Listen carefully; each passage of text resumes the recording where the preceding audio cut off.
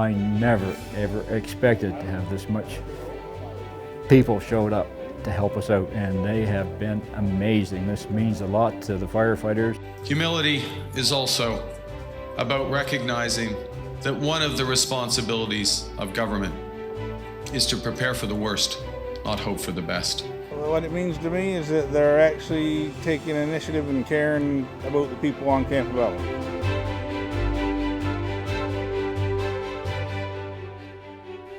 Welcome to This Week Uncut, where we take a look at the week's top stories from CHCO-TV and The Courier.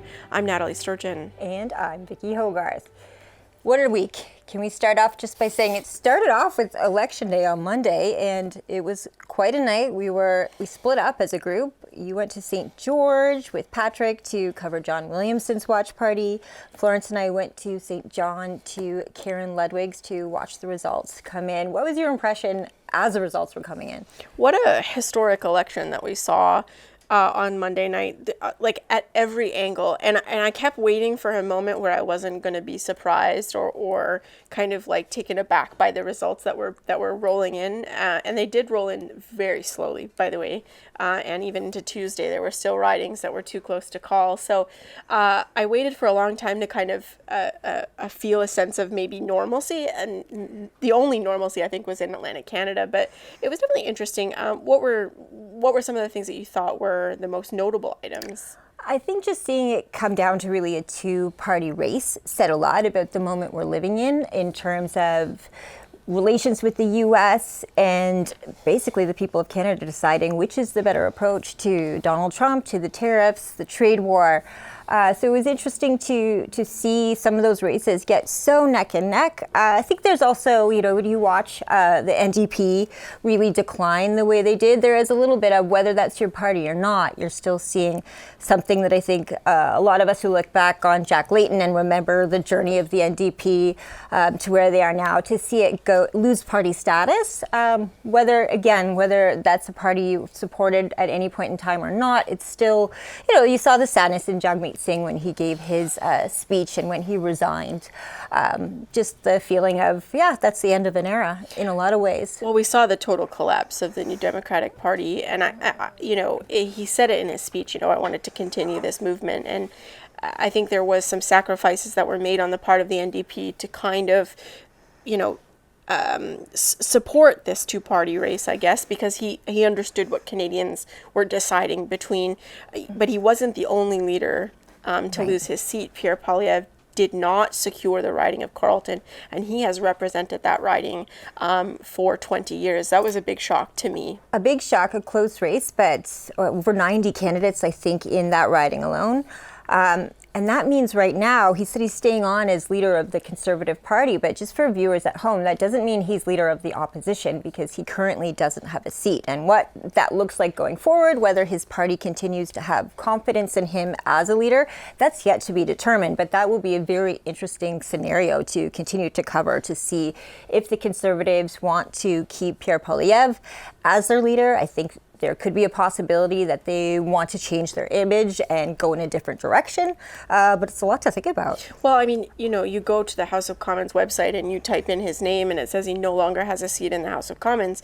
But there are examples of leaders of parties who have not had a seat in the House, who have operated their parties, and most notably the most recent one would be Premier Susan Holt, who for a part of her tenure as leader of the Liberal Party in New Brunswick, she was not a member of the Legislative Assembly. So these things exist. It has happened before. It is possible. It is also worth noting that he's made he expanded that party's reach.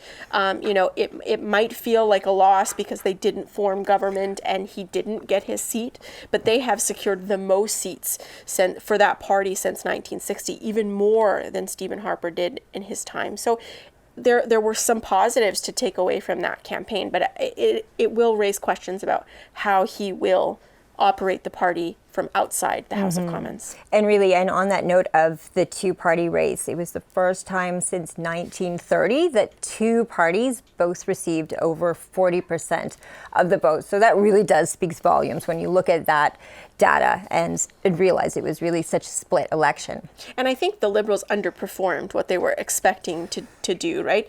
The polling suggested that they were going to kind of walk away with this thing in a majority fashion, but it is a minority government. Mark Carney did get his seat in Nepean, so he is now the Prime Minister of this country. So it will be interesting to see how he navigates having to kind of share the government with the Conservatives, the Bloc Québécois. Yves Francois Blanchet has said there's really no other option other than to work with the Liberals in that first year. So, I asked MP Williamson about how they could work together to kind of achieve the things that they want to get for their ridings or for generally for Canadians, because this has been so partisan all along, and I wondered if he felt that would be possible. What did he explain to you when you asked that question? He said he thinks it's possible, and he actually spoke to his very close relationship with Beauséjour MP Dominic LeBlanc, and so hopefully, between the relationships that they've formed in New Brunswick, because nothing changed effectively in New Brunswick, and we'll talk about that a little later in the show, but those close relationships are going to be very important. And I think that he felt it is possible for them to start working together. And I think Canadians want to see that. And that's why they voted the way that they did. And I would say, as much as we're saying it was a two-party race to the finish line, I think that the other parties will still play a role. You're right. When it's a minority government, that's what makes it interesting. They are just a few seats short, the Liberals, of having that majority, which means whatever they put forward, that could be the bloc that supports it. The NDP still have 7 seats. Elizabeth May was the only Green to win a seat, but that's still a seat that could bring you what you need to get something across the finish line. So it'll be interesting to see how they work together. And I think, as a metaphor for the moment we're in, I think Canadians are realizing that we're better when we work together. And so I think watching a minority government really navigate the future of our country right now might be for the best, but time will tell. Absolutely. Here are the speeches from Prime Minister Mark Carney and Pierre Poilievre. These are good values. These are Canadian values. Values that I will do my best. I'm just getting worked up here. These are values that I will do my best to uphold every day as your Prime Minister. You betcha. Okay, well, you have to judge after this next section, because I am going to begin with the value of humility, and by admitting that I have much to be humble about. It's true. Over my long, that's not an applause line, it's just a statement of fact. Over my long career, I have made many mistakes, and I will make more. But I commit to admitting them openly, to correcting them quickly, and always learning from them.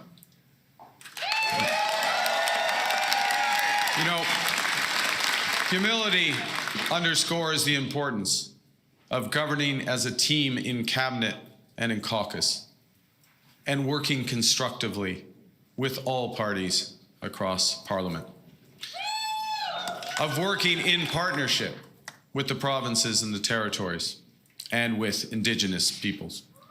And at this time, it underscores the value of bringing together labor, business, civil society to advance the nation-building investments we need to transform our economy. Humility is also about recognizing that one of the responsibilities of government is to prepare for the worst, not hope for the best. My purpose in politics is and will continue to be to restore that promise.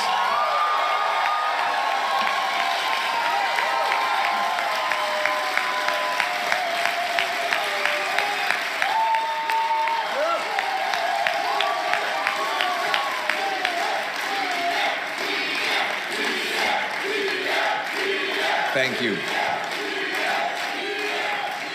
To the candidates who ran under our banner as Conservatives, to the volunteers who knocked on the doors, made phone calls, put up lawn signs, rallied at our events, donated their hard-earned money to our cause. I thank you from the bottom of my heart. To the millions of people who voted for the Conservative Party and put their hopes and dreams in our vision, thank you. It will be an honor to continue to fight for you and to be a champion of your cause as we go forward. That was Prime Minister Mark Carney's victory speech and Pierre Poilievre's concession speech. We'll be right back with This Week Uncut after this. That's why it was a competitive election, and we fought every single day. We were up every day working across this riding. We had great teams who were working every corner of the riding every day. So we have to continuously strengthen that voice to make sure our voices are heard.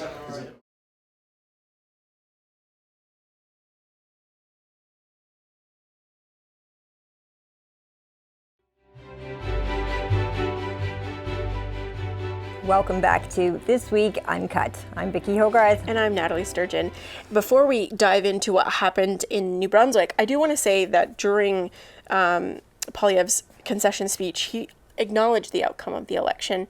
In America, we've sort of seen this denial of election outcomes, and so I think it was very important for him to say, this is the result, we accept it, and to thank all of the people who put their names on the ballot and the other leaders who stepped up for Canadians in this election. I actually stayed up till 4:30 in the morning Monday night. I wanted to watch every speech, and I definitely paid the price on Tuesday morning, but it was worth it because I think, when you have a historic election like that, Mark Carney mentioned it in his speech. He was very aware that almost half the country isn't satisfied with the outcome, and he wants to work towards a more unified Canada. And I thought it was really great in Pierre Poilievre's speech too. He said a very similar sentiment, that it's time for us to work together.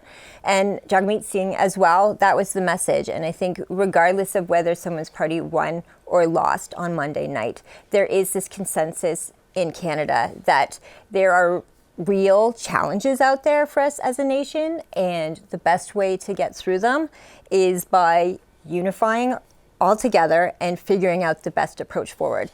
And I think, when you live this close to the United States, and they have a two-party system, and you see how polarized those two parties can be right now, honestly, within the last 10 years too, sometimes that's a warning. Do we want to be like that? Especially when we're a smaller country and we need to stand on our own 2 feet. At this point, I think a lot of Canadians, I hope, will carry that patriotism that we've seen this winter and going into this spring forward into the next phase of Canada. I hope we don't see this dissipate with the election being over. Yeah, the most beautiful picture of democracy is through a minority government. It forces the parties who represent different types of ideas and ideologies and policies to work together to accomplish what they need to accomplish. And so I'm very excited to see what the future holds, and I hope that the candidates who promise to, exercise civility and decorum will do so when they go back to Ottawa. I think that's something we definitely heard from candidates locally in the riding of St. John, St. Croix, is that there is this need for a return to civility, and we need to forge a way to get there because we've seen it devastate other governments as well. When we're too polarized, it's really hard to sometimes even accept truth. So I really hope this is how we go forward. It will be really interesting to follow as Mark Carney takes office, as we see when Parliament resumes at the end of May as well, what the decorum's like on the floor. Time will tell. And you went to St. John West to Karen Ludwig's headquarters. What were the vibes like there? What was she saying about her campaign? I think it was, for our riding, so interesting when you think about it, that the winner was the incumbent, John Williamson. He's Conservative, but he saw his leader not only lose for his party, but also lose his riding. In Karen Ludwig's case, we saw her not gain the seat of St. John, St. Croix, but we saw her leader stay on as Prime Minister. So it was really, I imagine for both camps, you were at John Williamson's, I know at Karen Ludwig's event, it was bittersweet. People felt excited for the future of Canada. It was her people who had worked on her campaign and her supporters there. So seeing the Liberal numbers, the seats grow, they were getting excited, realizing that it was likely that Mark Carney was going to form government. But it was fairly early on in the night that obviously the East Coast numbers come in first. So we had an idea pretty soon on being there that John Williamson was going to be the MP for St. John, St. Croix. So I think the room temperature it got a little quiet because I think they're excited for their party but sad for their candidate. She did put in a good fight. She had over 41% of the vote in this riding, and John himself had about 54%. So it was close. A lot of the advanced polls came in later, so I think what numbers you saw on the TV around 9-10 p.m. Changed a little bit. It still wasn't enough to get her within a fighting chance of a recount or anything like that. It was really interesting to me that she brought herself back into this race. She's the only Liberal to have converted what is previously known as New Brunswick Southwest from a Conservative seat since 1997. An incredible feat to do, right? When places decide who they want to be represented by, they generally don't change, and that's very true of New Brunswick. New Brunswick has always, and even the anchors of the CBC election special were talking about how things really don't change a lot in Atlantic Canada. We did see some, ridings in Newfoundland switch or flip, so to speak, but she cut that deficit, that percentage point deficit that she lost by in 2019 in half. So, in 2019, she lost by about roughly 24 percentage points. That's now 13. So it speaks to the level of, desire for change that there was even here, right? Even though things weren't necessarily close, there was an improvement in sort of both voter turnout, but also that people were looking for that change. 72% voter turnout in our riding, which was higher than the national average. So that's an interesting fact. The interesting fact as well is that when Karen originally won, when it was called New Brunswick Southwest, she won the seat in 2015. That was in Trudeau's first term. She won it from John. John had been the MP before. So they have a long history as being candidates for this riding together. They've been through it as New Brunswick Southwest, now as St. John, St. Croix. So I really enjoyed following what was a snap election with both those two candidates because of their long history. And they do both know this riding very well. So it was interesting to see the voters turn out for who they turned out for and show their support. And it's interesting. Incumbency played, the role of incumbency was very important in this election because we saw a swath of Liberal MPs kind of say, I'm not reoffering again. So incumbency kind of played a role here, and there was a great example in northern New Brunswick where the incumbent didn't run again, and there was a new fresh face for the Liberals, but he still won. Again, speaking to that lack of kind of shift in New Brunswick, incumbency was very important. They know Williamson, they trust him, and so they're hoping that he'll be able to bring some things across the finish line. His headquarters were in St. George, and we were there, and people were excited, right? And in fact, he came in and he looked at the screen and he said, "Oh, we're doing much better than we thought we were going to be doing." And there were some people who were saying, John, you've been elected. They've declared that you. He's like, not yet. So it spoke to the tightness of the race, the toughness of the race, and it was really interesting to kind of sit there and listen to folks chat and support. And he says he's ready to go to Ottawa and fight for the things that Charlotte County needs. And we did talk to him about all of those things as well.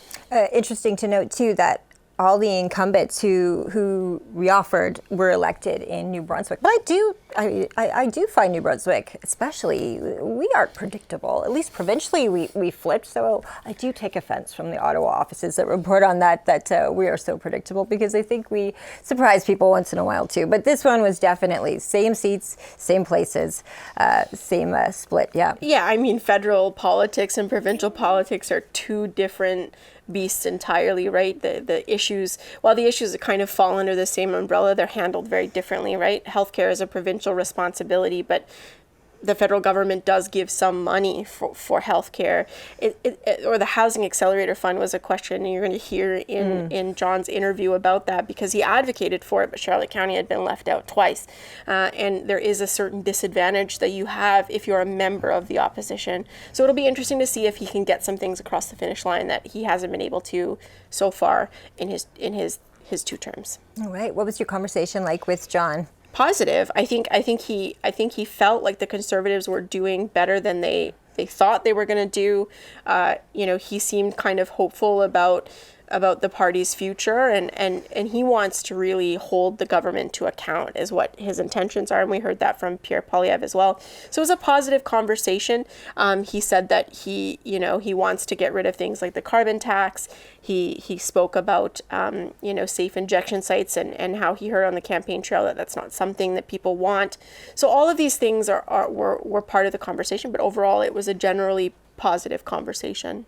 And how did he feel about the Conservative Party really taking a turn in the direction that they didn't think they were going in just within the last few months, with Trump being president, with Carney coming on as a leader of the Liberals? How did he respond to their sudden drop in popularity? Well, I think that he saw the opportunity. He saw what was happening, and he sort of, again, he said, "We're doing better than we thought we were going to do."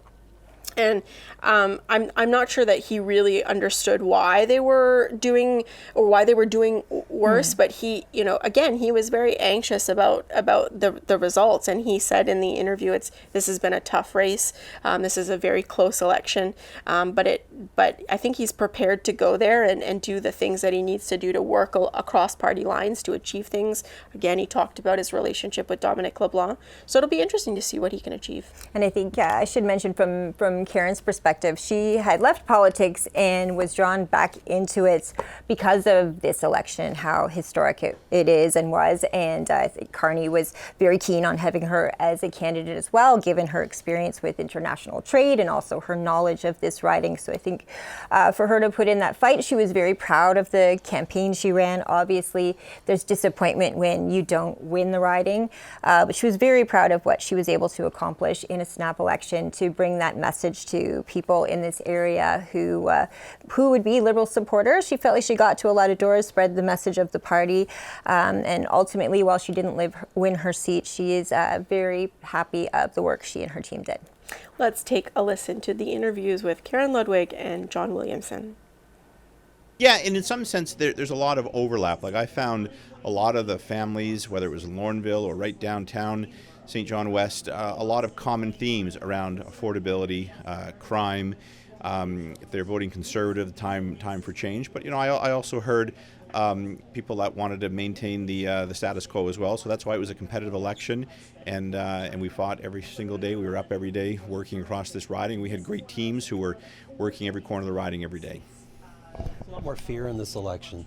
Did you see that? Did you hear that from your constituents as well?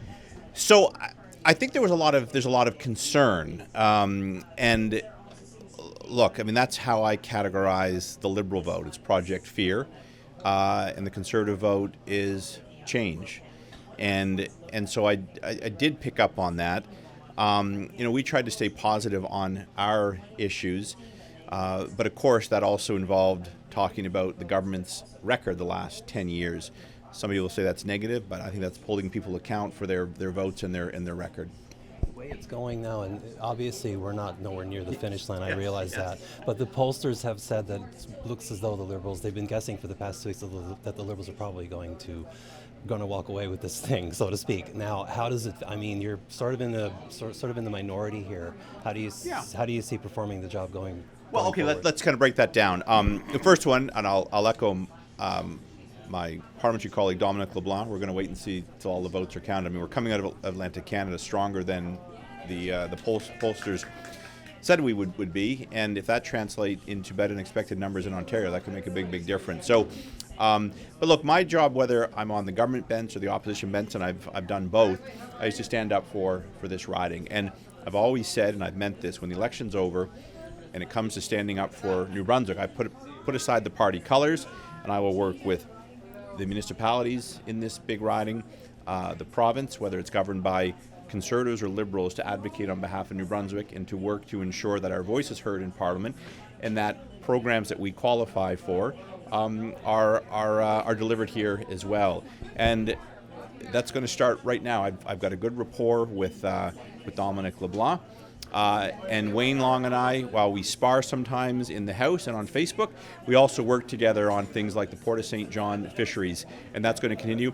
And I spar with him. Yeah, well, there you go. We spar with him. Yeah, well, and look, I mean, St. John, it does change the dynamics of this riding. It makes a lot of sense what they've done, because so much of my riding from Granby Westfield through the Belle Isle, they think nothing of going into the city for getting things done. And of course, with the link up from the Port of St. John through Macadam, there's a certain kind of ties that bind this new riding together. But it's going to give me, I think, more involvement into St. John politics. And on issues around getting things done for New Brunswick, I'll be a partner with the mayor. But if the city goes down the path of opening up a so-called safe injection site, a free drug giveaway, I'll oppose that as well. I have constituents, I campaigned on that, and I don't sense a lot of support for that idea in St. John. So I'll be a friend and an ally when it comes to working with the federal government. But when the city is off track with I think its voters, I'll be a voice for my constituents as well. I'd hate to pin you down on a specific issue this early in the election, but you mentioned there were. You mentioned there were programs that you would like to advocate for, and the one that really comes to mind, because I've heard about it a lot lately, is the Housing Accelerator Fund. You did advocate for it.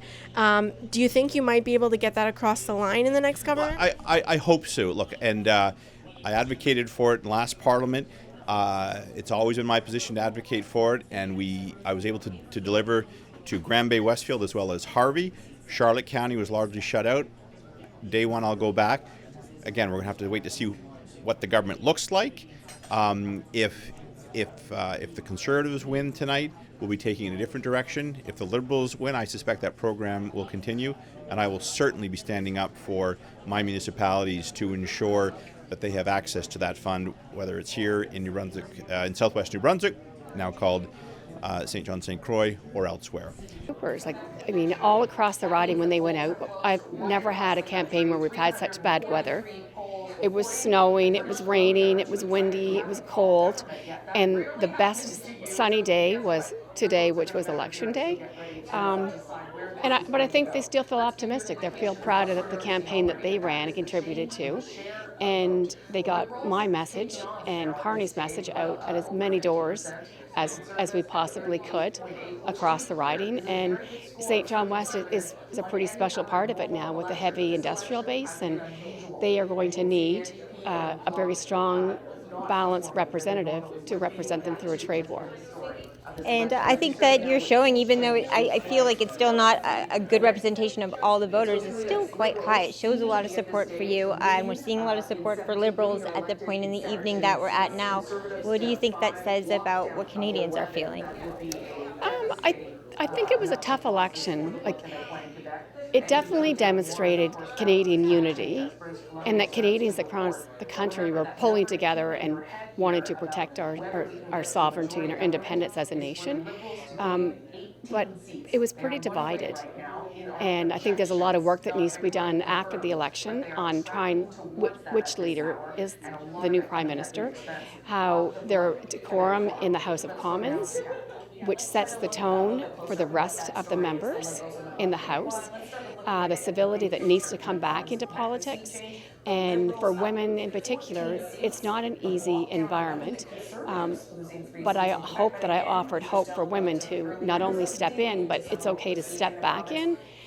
When you step back in, you're actually a lot stronger and tougher than when the first time you went in. That was Liberal candidate Karen Ludwig and MP-elect John Williamson speaking to us on election night.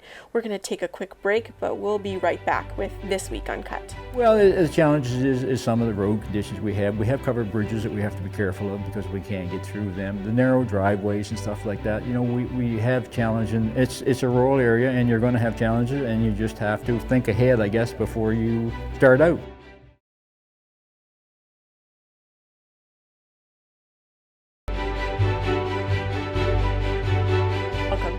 This Week Uncut. I'm Nathalie Sturgeon. And I'm Vicki Hogarth. Now we're going to go back to very local news, which is My our favorite bread and place, butter yeah. anyway. You were in Rolling Dam recently at the fire department. Tell us a little bit about what you were up there for. Yeah, so we got a call from the local MLA, Kathy Baucus, about a meeting that was going to happen between the local fire department and the Minister of Public Safety, Robert Gauvin, and the local government minister, Aaron Kennedy. And I thought, what a great opportunity. Let's go figure out what's happened there. And we went, and essentially the issue is that the department, who is responsible for what's called rural communities, so Rolling Dam is considered a rural community, so its mayor is effectively the minister of local government. And they've ordered a fire truck for them, a very necessary piece of equipment that they need to continue providing public safety in that community. But it's too big for the building that they currently have, which was built in 1966. Okay, so what happens next?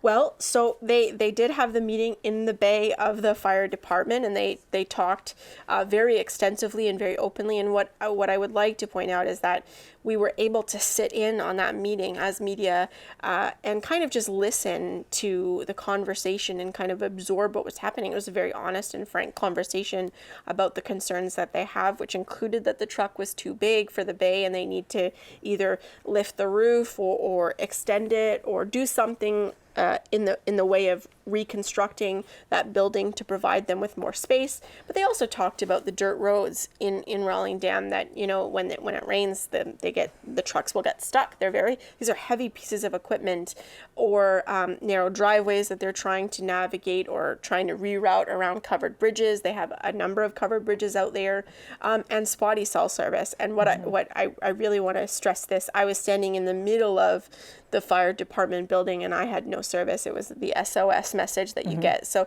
there was a lot of, that conversation was very honest and open, and they really addressed their concerns. Wow. Yeah, and we interviewed each of them about that situation, and Fire Chief Ivan Nodden was very grateful to have both ministers there. He felt like, you know, that you know, they don't get recognized in the way that they probably should, and so to have two ministers and the local MLA come there and have the conversation with them was very important to him. Okay, well, I look forward to listening to it. Yeah, we're going to take a listen to the interviews of Fire Chief Ivan Nodden and Minister Gauvin and Kennedy.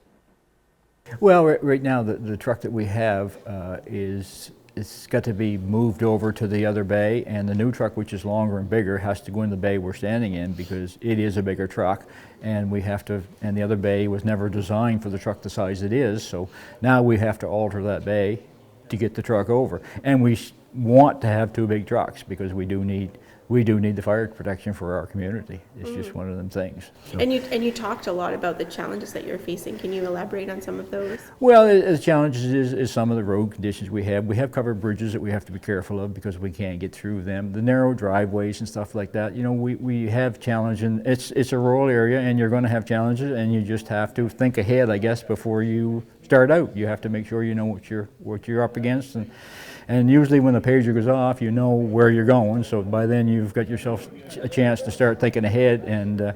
And yeah, we have a good crew, so we are fortunate, and they are very dedicated. So I think, you know, just as even in the whole entire area, the fire service around here, I'm thinking all the other fire departments, we all work good together. So if we get into an incident, we're there to back each other up. Yeah. What did it mean to you today to have two ministers and your MLA come visit? Wow.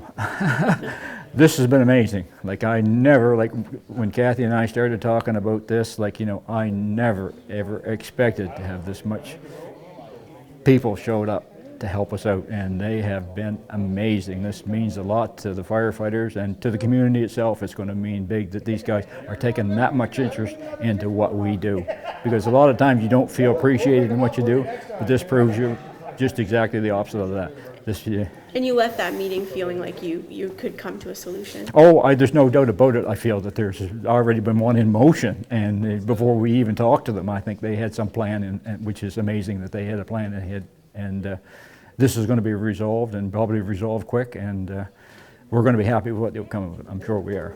So there is a department within local government that are always speaking with rural fire districts and sensing what needs that they have. And Rolling Dam is a good example that they have an issue here. And thanks to the invitation from MLA Kathy Baucus, Minister Gauvin and I were more than happy to come down and take a look to see for ourselves exactly what it is that they're dealing with here. And we're hopeful that we can come to a resolution.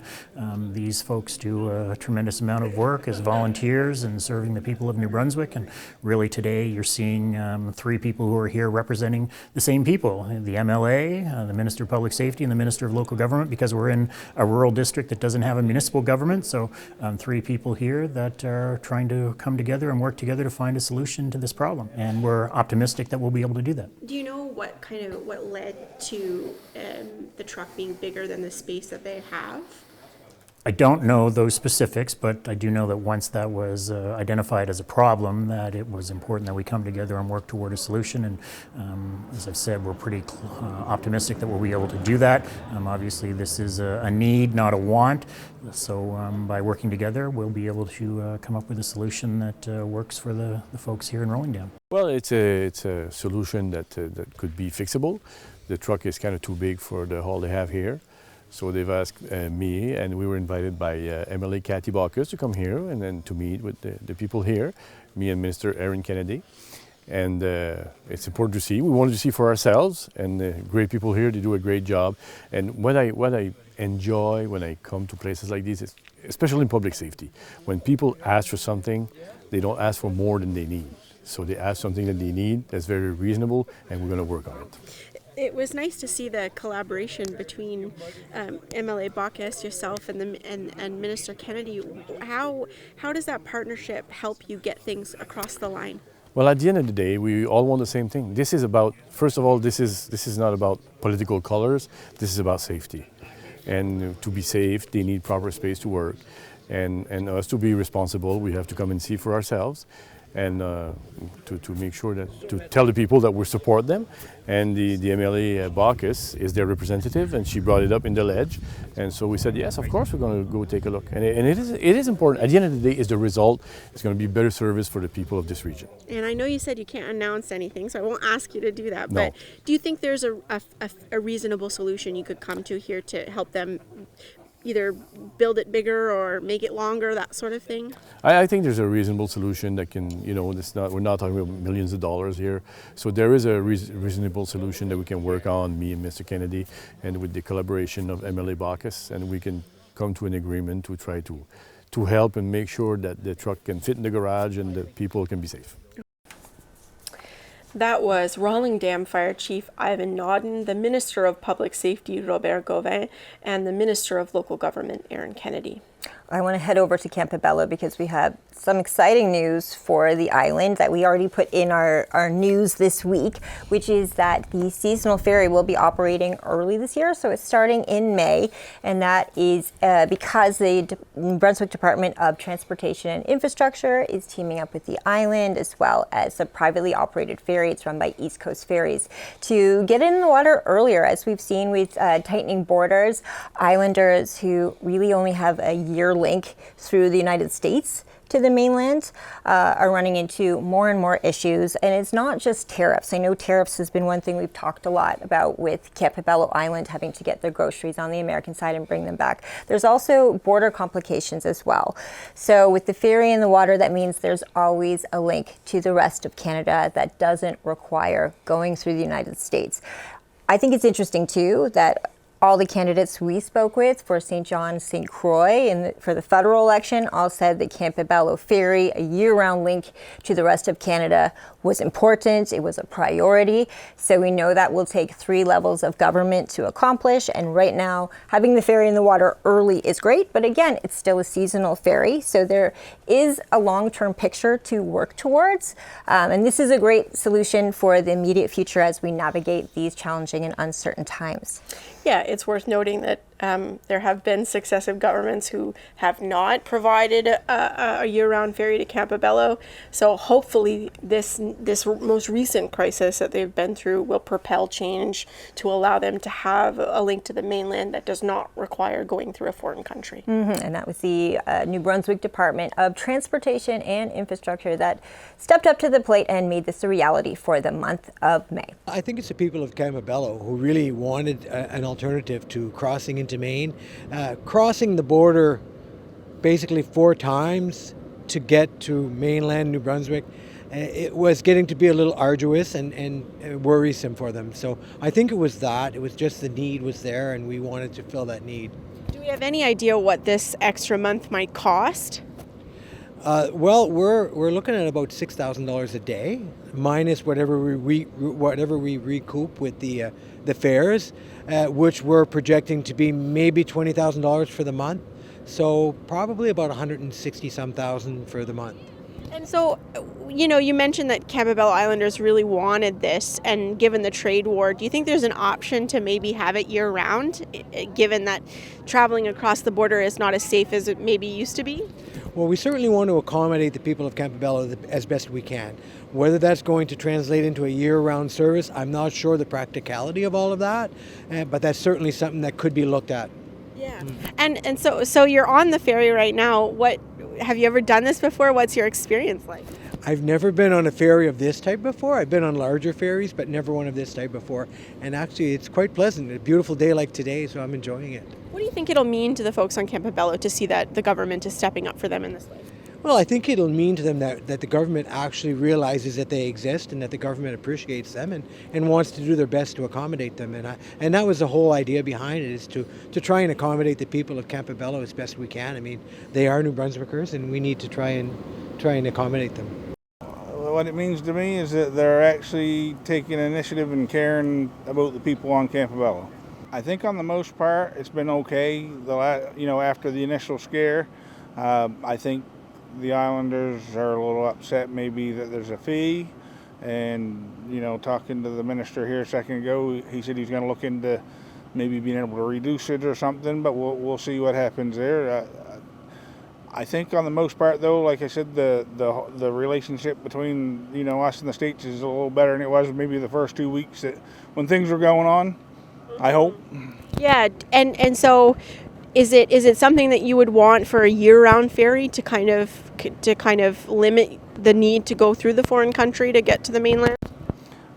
I think on the most part it's going to be quicker to do the other thing, but then you look at the trip that just left the island and you see the truck with all the trees and the plants on it, and then this guy behind us and with the business, and it makes it a little easier for those kind of people. It wouldn't matter where the ferry went or how long it took. It's probably not feasible just for a grocery trip, but the services and commercial tariffs are still on, so it opens up that option to go places that, like the marine store over here on Deer Island, that might carry something different than our marine store does, or St. George, or there's lots of things like that I know a lot of the restaurants get a lot of stuff on the Canadian side for their, all that little stuff it's going to help with for sure. What did it mean to have the minister visit?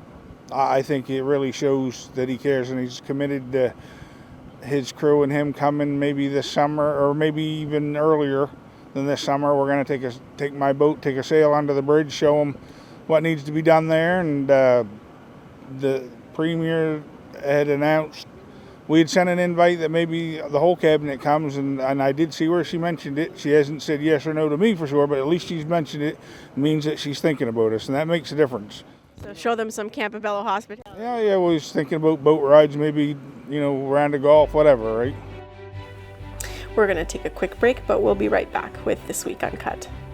It's having that municipal plan, and the municipal plan is really key versus a rural plan. The municipal plan allows for a lot more local control, local limitations to setting guidelines versus using the provincial guideline.